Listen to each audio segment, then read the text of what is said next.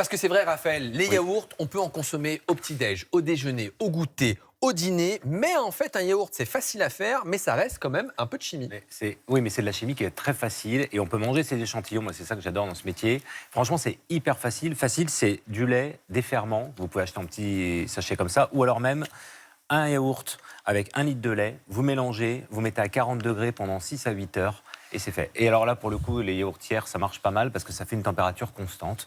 Et 8 heures après, vous avez les yaourts maison comme ça. C'est hyper facile en fait, Marie-Ange, je suis C'est d'accord. super. Moi, je prends le yaourt, j'en garde un Ouais, qui sert voilà, qui sert à ensemencer, exactement. ensemencer le litre de lait. Et je les aime bien chèvre, moi, yaourt de Ah oui, chèvre. mais c'est bien. Mais c'est vrai, vous avez raison, c'est-à-dire il ne faut pas essayer de complexifier la recette parce que des fois on se dit, il y a plein de recettes qu'on voit, on rajoute de la poudre de lait, des protéines de je sais pas quoi, Des graines de jus. chia.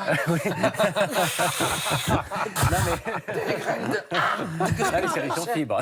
Mais bon, ouais, ou alors des jus, des morceaux de fruits ou des choses comme ça. Et en fait, ça vient rajouter de l'acidité et ça va empêcher les ferments de bien travailler. En un mot, les ferments, ils ont besoin de lactose. Le lactose, c'est le sucre du lait. Il va le transformer en acide lactique. Ça va augmenter l'acidité. Et cette acidité, du coup, va faire d'abord gélifier les protéines. Donc ça fait ce fameux gel.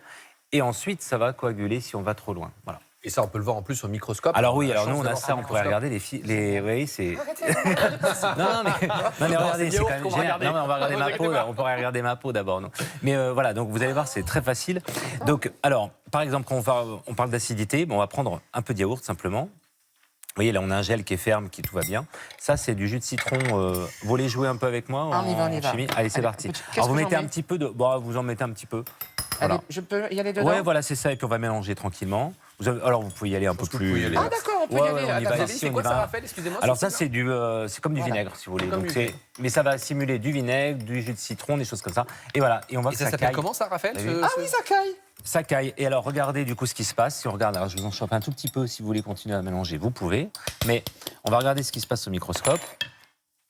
Et vous allez voir, c'est comme si la matière était vivante. Alors si on a un retour, c'est On va avoir parfait. le retour dans le grand Et voyez écran. bien ce Et qui voilà. se passe. C'est les protéines du coup du lait se sont rassemblées entre elles. Ça fait des petits flocons blancs. D'accord. Et ça exclut comme ça l'eau qui était dans le lait. Et donc ça a grainé, ça fait comme ça, ce qu'on appelle, ça a floculé. Voilà. Et donc c'est ça le principe de l'acidité. Et ça fait cailler, en fait. Donc- Mais ça fait surcailler, en fait. Donc ça empêche le gel de bien se faire.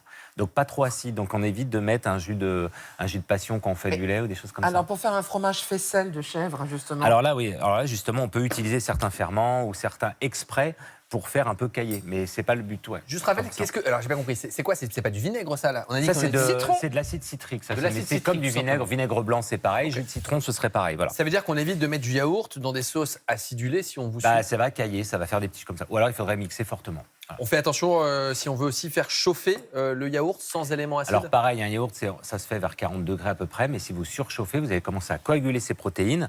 Alors là, c'est pareil. Pour vous montrer ça, j'ai pris ce yaourt-là. Je l'ai mis pendant 2 heures à 55 degrés tout à l'heure. Voilà, on va regarder ce que ça donne.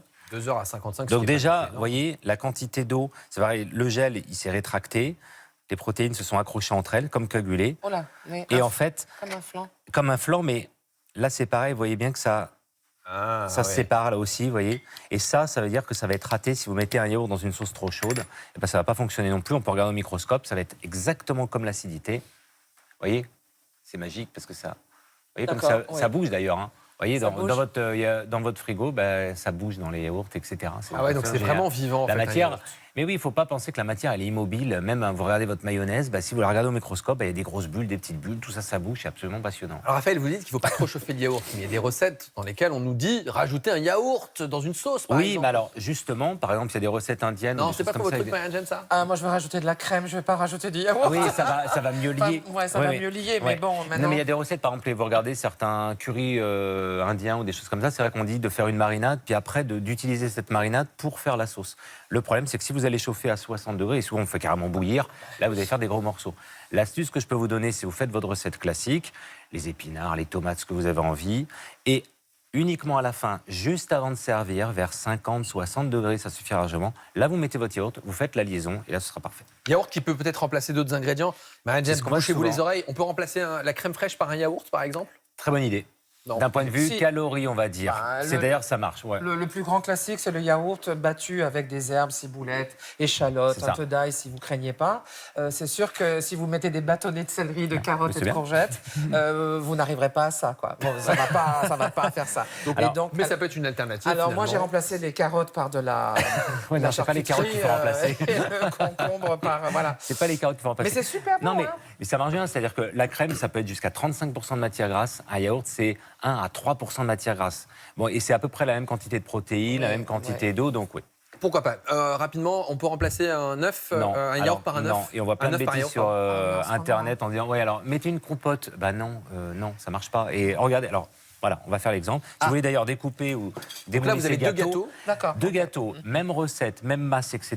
Mais- Même quantité de levure, tout pareil. Gâteau yaourt, très facile. Mais dans celui-là, j'ai justement écouté, soi-disant, les bonnes astuces Le véganes, fameux, ouais. etc. Enfin bref. Et donc, j'ai mis un yaourt à la place d'un œuf. Pourtant, Bon, il y avait le fameux alors, gâteau yaourt quand on était petit. Voilà, bah ça Le c'est la gâteau base, yaourt. mais là si vous voulez c'est comme si c'était un gâteau avec 2 yaourts, et là c'est un gâteau avec un yaourt, mais un œuf. Eh ben, on vous laisse Vous voyez la démouler le différence cake tranquillement. Allez, Oui, démoule. s'il vous plaît. Démoulons, Démoulez démoulons. votre cake. Et on fera la comparaison En toute tout à intimité, l'heure, quand même, quelques s'il vous plaît, instants, Jimmy. pour vous montrer la différence entre ces deux gâteaux, un avec yaourt et Non, un mais avec regardez. Ça fait un très œuf. longtemps Merci. qu'on ne m'avait pas dit aussi franchement de démouler un cake. Voilà, Avec franchement, Jimmy, vous savez. Eh ben, vous êtes très doué dans ce moment-là, Marianne Je Jett. suis fille de pâtissier, arrêtez. Ah, bah alors, mais on y voilà. va. On va déguster dans quelques instants, mais tout de suite, c'est le pouls de la France.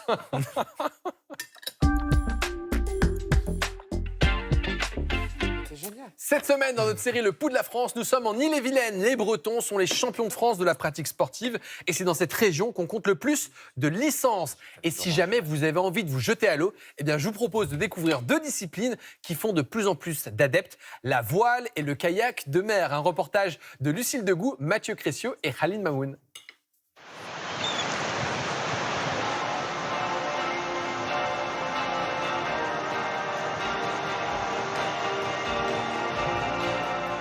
Saint-Malo, célèbre pour ses 2 kilomètres de remparts, construits à partir du XIIe siècle pour défendre le royaume de France face aux attaques venues de la mer.